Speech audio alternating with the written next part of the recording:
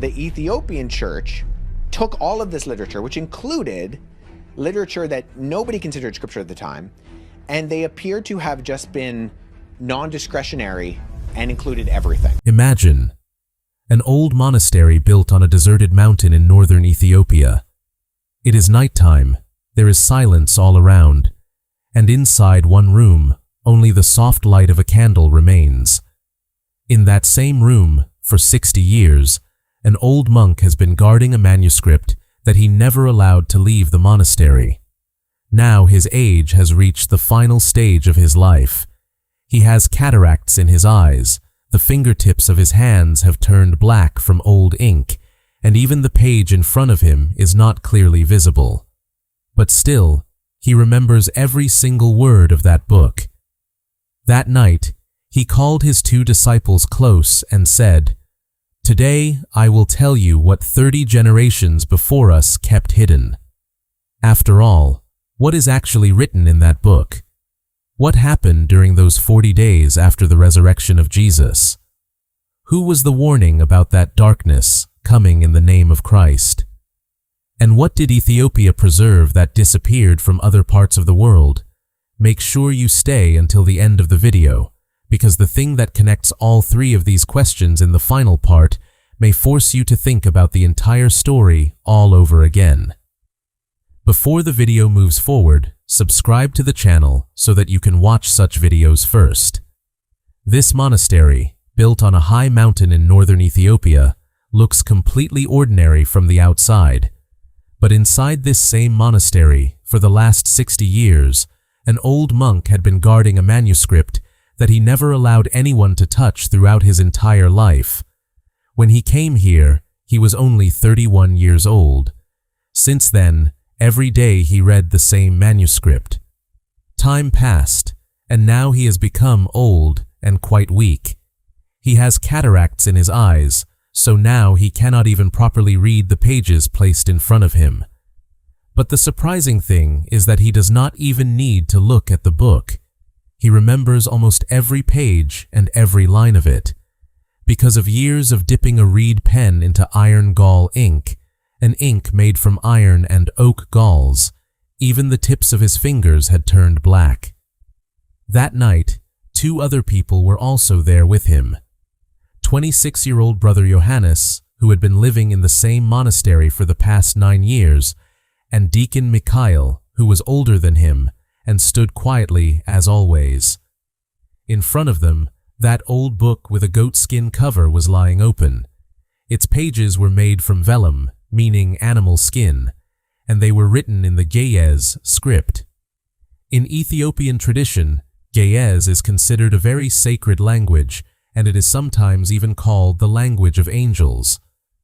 But the strangest thing about this manuscript was not just its age or its language. It had not been taken outside that room for 60 years, and now, on the final night of his life, the old monk was going to open it for the first time and tell his disciples something. Because this was not an ordinary religious book. It was claimed to contain things that, after knowing them, might force us to look at the entire story of Jesus and early Christian history from a different perspective. If you think the entire story of Christianity is exactly what you have been told in the Bible since childhood, then from here, the story is going to get a little more interesting. Because in the religious tradition of Ethiopia, there is something that appears quite different from the Western Christian world. Today, most people know the Western Bible, whose canon has 66 books. But in the Ethiopian Orthodox tradition, a collection of 81 books is considered. That means there are several books and religious texts that most people in the Western world are not even familiar with. Among them, the most well-known name is the Book of Enoch. It mentions 200 watcher angels who are said to have descended on Mount Hermon. Names like Samyaza, Azazel, and Barakel also appear in the story. These same accounts also mention the Nephilim. Now, the claim in this story is that some of the texts that were not accepted by the religious tradition of Rome were preserved by Ethiopia. This is why the religious traditions of Ethiopian Christianity still appear quite different from the rest of the Christian world today. But there is one thing to keep in mind here.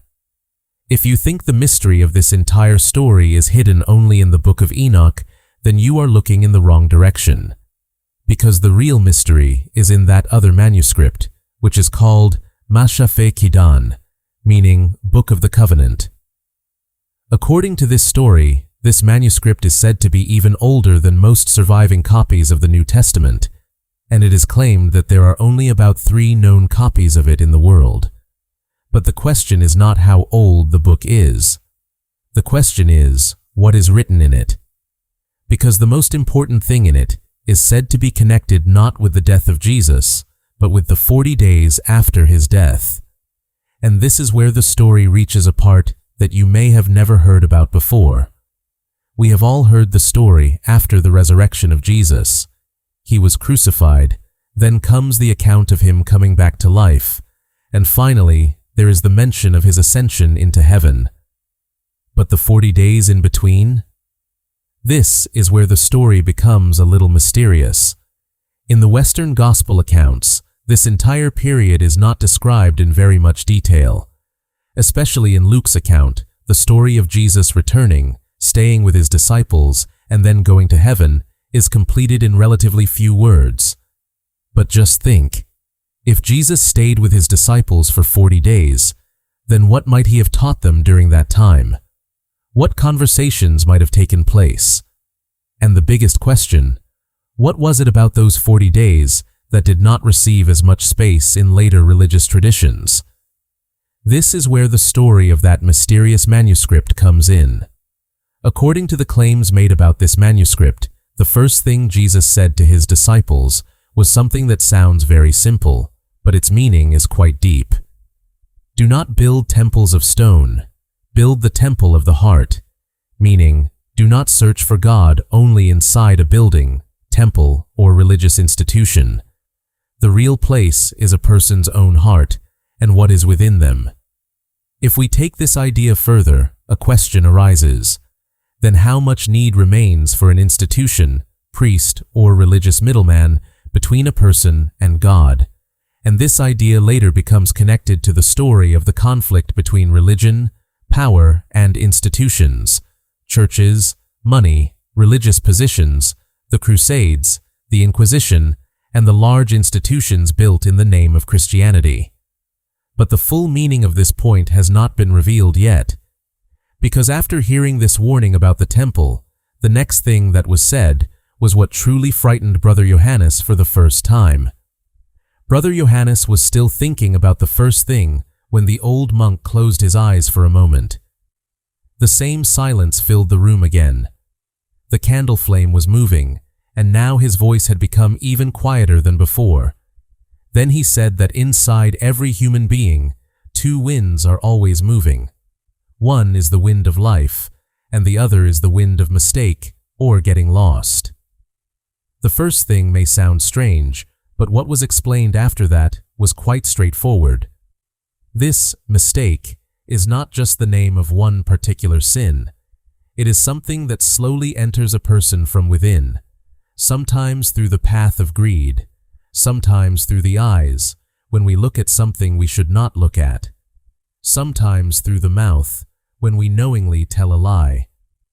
And slowly, this thing makes so much space inside a person that their entire nature begins to change. From the outside, they look completely normal. They eat, work, talk to people, sleep, and wake up again in the morning. But from the inside, nothing remains. The manuscript uses a very frightening picture for this person. A walking grave, meaning the body is alive, but the inner world has already died. But the story does not end here. According to the monk, the cure is not in some special ritual or a grand religious ceremony, but in knowledge, to see what is happening inside you, to keep an eye on your thoughts, just like a guard standing at the gate of a city, watching who is coming in and who is going out. Which thought is making you weak? Which one is changing you? And the biggest question, what is actually happening inside you? Because according to this teaching, The kingdom of heaven is not outside in some building, but inside a human being. But if the path to God is directly inside a person, then why would a person need any institution between themselves and God? In the two things we had heard so far, one thing kept appearing again and again. It is not necessary for a person to depend on any institution or middleman to search for God. If the path to God really exists within a person, then the question arises, why would people need a religious system, priest, or institution? And this is where the most sensitive part of the story begins. Imagine, in a great empire, if people came to believe that they did not need any particular institution to connect with God, then what would happen? The influence of religious authorities could decrease. It could become difficult to control people through fear. Questions could also be raised about taxes and other systems connected with temples and religious institutions. Meaning, it is no longer just about religion. It reaches the question of power and control. According to the story, in the early Roman world, religious systems and political power were not separate from each other. The fear of being excluded from society, the influence of religious authorities, and the power of institutions, all of these affected ordinary people. Then comes the year 325 AD and the Council of Nicaea. In history, the Council of Nicaea was an important gathering in the early period of Christianity, where many major religious questions connected with the church were discussed. But our story's claim goes further. According to it, some teachings and texts that emphasized a person's direct access to God and spiritual freedom were pushed aside. Keep in mind, this is the claim of the story, not an undisputed conclusion of history. But if we assume this claim to be true for a moment, the picture looks quite different, because then the question is not simply which book survived and which one disappeared. The question becomes, which teaching was the most feared? Because so far, we have heard only two teachings, and according to the monks, the third teaching was even more dangerous than both of them. Suddenly, silence filled the room again. The old monk stopped speaking. For a few moments, only the flickering candle flame could be seen. His breathing had become heavy. Brother Johannes moved a little closer. Then the monk slowly opened his eyes and said, "The third thing, darkness will come, and it will wear my face." Johannes looked at him for a few moments. Perhaps he expected him to talk about some coming demon or some great dictator. But what the monk said was much more different than that. He said this darkness would not come like someone whom people could immediately recognize. It would use the name of Jesus. It would carry his cross. It would build great churches in his name, and his words would be written inside those very books. But the problem would be that those same words and that same name would be used to control people. That is why, in this story, the Antichrist is not understood as some one-horned monster or a future dictator. Here, the Antichrist is seen as a system or a structure, a system that looks like Christ from the outside, but from the inside works completely opposite to his message. If history is looked at from this perspective, the story points toward events like religious empires, wealth, power, the Crusades, and the Inquisition. But one thing is important to understand clearly here. This is a religious interpretation of the story, not a universally accepted conclusion of history. Still, one question is very disturbing. If Jesus really warned his disciples about such a darkness, then where was that darkness? Was it still going to come? Or had it already come long ago, and people simply failed to recognize it? And while searching for the answer to this question, our story now comes down from that mountain. Because in Ethiopia, apart from the manuscript, there is another thing that has been claimed for centuries. A sacred object that is counted among the most mysterious religious relics in the world. But if you thought the mystery was limited only to that old manuscript, then the story does not end here. Now we have to come down from that monastery and go toward another mystery of Ethiopia.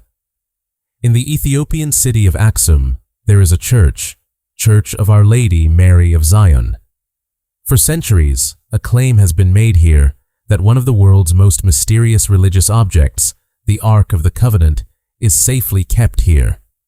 The story behind this claim is connected with an Ethiopian tradition called Kebra Nagast. According to the story, the Queen of Sheba went to Jerusalem, met King Solomon, and later returned to Ethiopia with their son Menelik I. It is said that when Menelik went back to Jerusalem to meet his father Solomon, his companions took the original ark away from there and placed a copy in its place. After that, the original ark supposedly reached Ethiopia and has remained safely there ever since. Now, when we look at the old religious descriptions about the ark, the story becomes even more mysterious. They describe events where people die after touching it incorrectly, destruction comes upon armies, and there are even mentions of events involving fire. Some modern interpretations of these descriptions have made an interesting guess. Could this somehow be connected to radiation exposure? But keep in mind, this is only a hypothesis, and there is no established scientific evidence for it. And then comes the strangest claim. It is said that the ark has only one guardian. He goes inside to see it, and then spends the rest of his life there. Claims are also made about his eyesight becoming weaker over time, cataracts, changes in the skin, and dying at a young age. But if the ark really is there, then why does the person who sees it never come outside? And this question takes us toward another mystery of Ethiopia. But the search for the ark was not limited only to the people of Ethiopia. According to this story, in the 12th century, the Knights Templar also reached Ethiopia. It is claimed that their purpose was not just to travel, but to search for the ark. However, solid historical evidence for this is still a matter of debate. But after reaching Ethiopia, the thing that may have surprised them the most was perhaps even stranger than the ark: the churches carved into the stones of Lalibela. There are 11 churches here that were not built from above and then raised up. They were carved directly out of the ground and solid volcanic rock.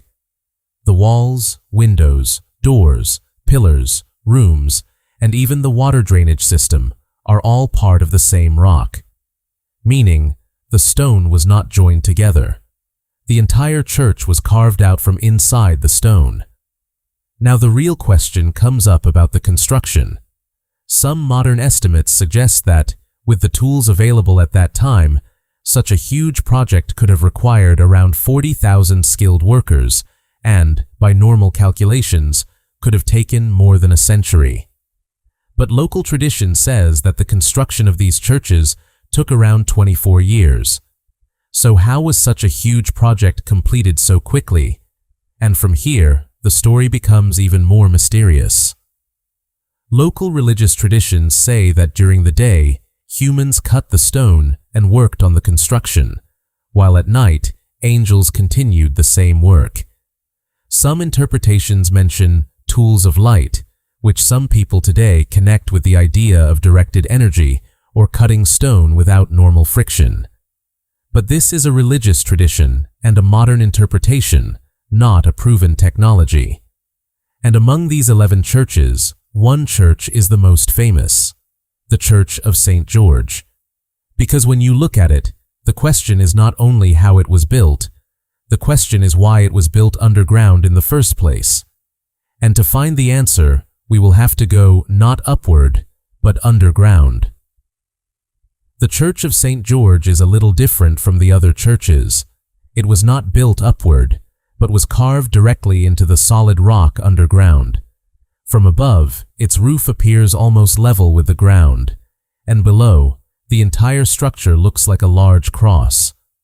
But the real mystery is not outside the church, it is underneath it.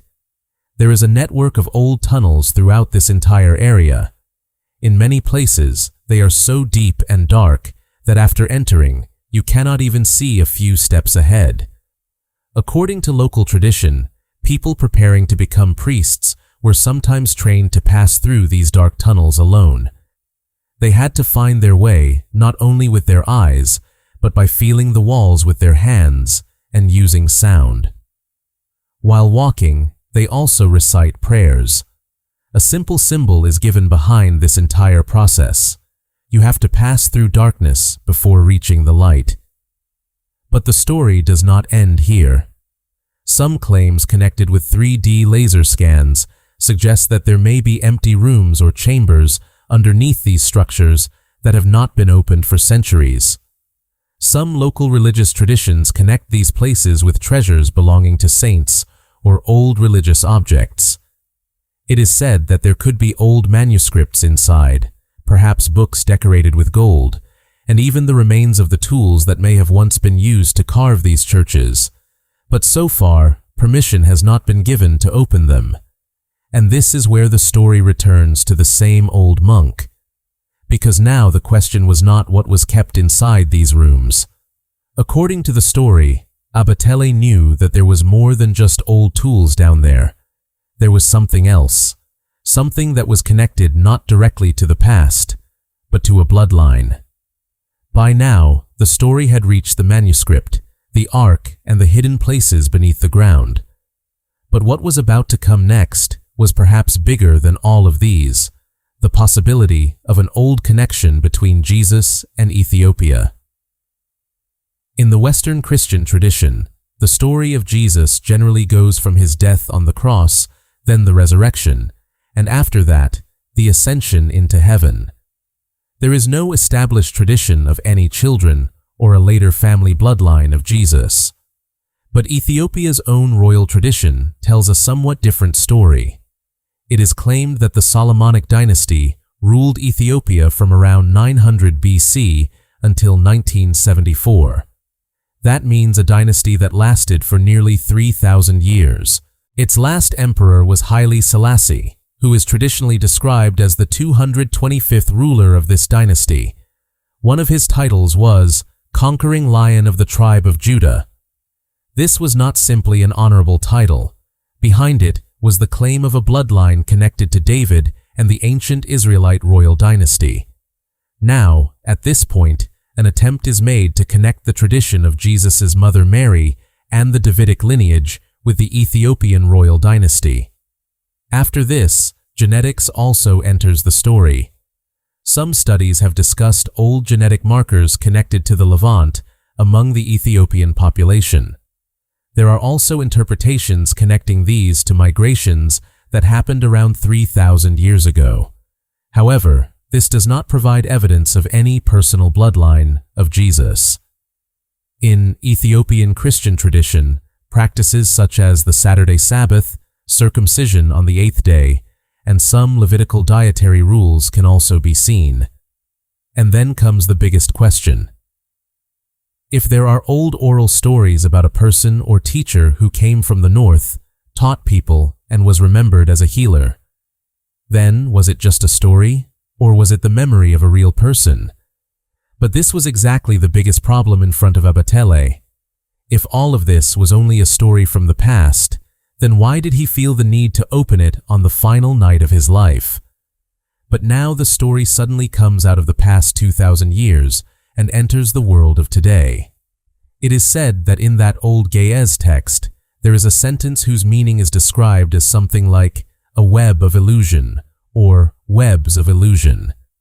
Now just try connecting these words with today's world, a world where people talk to each other without making a sound, where they can see someone without being face to face, where news spreads so quickly that sometimes the truth is left behind, and slowly the picture a person creates becomes more important than their real life. This is why, in this story, these old words are compared with today's internet, social media, and artificial intelligence. But one thing is clear here. This does not mean that a 2,000-year-old text predicted the internet or AI. It is only an interpretation that connects that old idea with today's digital world. And this is where the idea of a time-release document comes in. Meaning, a document that was not meant to be understood on a particular date, but under a particular circumstance. According to the story, when people begin to lose trust in governments, questions start being raised about the media, people begin moving away from institutional religion, and every person starts searching for a truth without any middleman between them and it. Then, the meaning of these teachings may be understood again. Now the story returns once again to the Council of Nicaea in 325 AD. Around this period, a major process of organizing Christianity took place. But the claim of this story is that during this kind of process, some teachings and texts were left behind, especially those that placed greater emphasis on a person's spiritual freedom. By now, we had heard about the Manuscript, the 3 teachings, the Ark, Lalibela, and the Bloodline, all of them. But the question was still left unanswered. When all these pieces are put together, what picture do they finally create? By now, the night had become very deep in the room. Abatele's breathing was becoming slower and heavier than before. The same old manuscript was open in front of him. His trembling hands were still resting on its page. Brother Johannes and Deacon Michael were sitting quietly nearby. No one had many words left to ask. The candle flame kept moving again and again, as if it too was waiting for the final moment. Abatele gathered the strength he had left and repeated those 3 things one more time. The first thing was, do not build a temple of stone, build a temple. Imagine an old monastery built on a deserted mountain in northern Ethiopia. It is nighttime, there is silence all around, and inside one room, only the soft light of a candle remains. In that same room, for 60 years, an old monk has been guarding a manuscript that he never allowed to leave the monastery. Now his age has reached the final stage of his life. He has cataracts in his eyes, the fingertips of his hands have turned black from old ink, and even the page in front of him is not clearly visible. But still, he remembers every single word of that book. That night, he called his 2 disciples close and said, "Today I will tell you what 30 generations before us kept hidden." After all, what is actually written in that book? What happened during those 40 days after the resurrection of Jesus? Who was the warning about that darkness coming in the name of Christ? And what did Ethiopia preserve that disappeared from other parts of the world? Make sure you stay until the end of the video, because the thing that connects all 3 of these questions in the final part may force you to think about the entire story all over again. Before the video moves forward, subscribe to the channel so that you can watch such videos first. This monastery, built on a high mountain in northern Ethiopia, looks completely ordinary from the outside. But inside this same monastery, for the last 60 years, an old monk had been guarding a manuscript that he never allowed anyone to touch throughout his entire life. When he came here, he was only 31 years old. Since then, every day he read the same manuscript. Time passed, and now he has become old and quite weak. He has cataracts in his eyes.